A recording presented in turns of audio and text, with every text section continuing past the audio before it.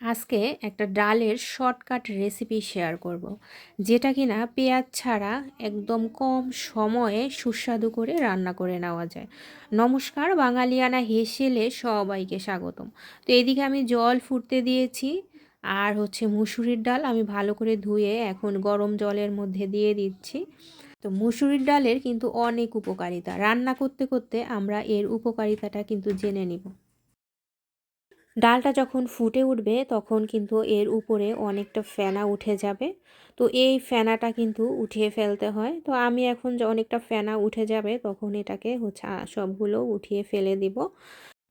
এই মুসুরির ডালে প্রোটিনের পরিমাণ বেশি থাকায় মাংসের বিকল্প হিসেবে কিন্তু এটাকে ব্যবহার করা হয়।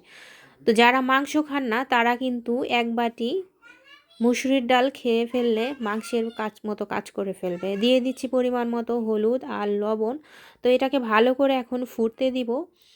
মুসুরির ডাল কিন্তু আমাদের শরীরের খারাপ কোলেস্টেরলটাকে কমিয়ে ভালো যেই কোলেস্টেরল, যেটা আমাদের শরীরের জন্য উপকারী, সেটাকে বাড়িয়ে দেয়। এতে প্রচুর পরিমাণে ক্যালসিয়াম, ম্যাগনেসিয়াম আর ফাইবার আছে, অ্যান্টিঅক্সিডেন্ট। এটা হাড়ের গঠনে সহায়তা করে, হজমে সহায়তা করে, আর হৃদরোগ এবং আমাদের ক্যান্সার ঝুঁকি কমাতে অনেকটা সাহায্য করে। তো ডালটা যখন সিদ্ধ হয়ে যাবে, একটা ডালের কাঁটা দিয়ে এটাকে ভেঙে নিব। আমাদের শরীরের সুগারের মাত্রাটা কিন্তু এটা নিয়ন্ত্রণ করে।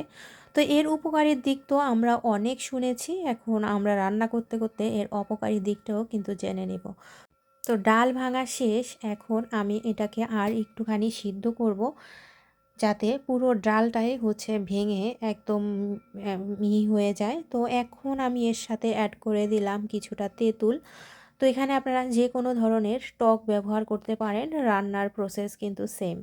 কড়াই বসিয়ে আমি তেল গরম দিয়ে দিলাম, আর এর মধ্যে দিয়ে দিচ্ছি কয়েকটা কাঁচামরিচ। তো শুকনো মরিচ দিলে এর স্বাদটা আরেকটু ভালো হয়, আমার কাছে ছিল না তাই আমি এই কাঁচামরিচটাই ব্যবহার করেছি।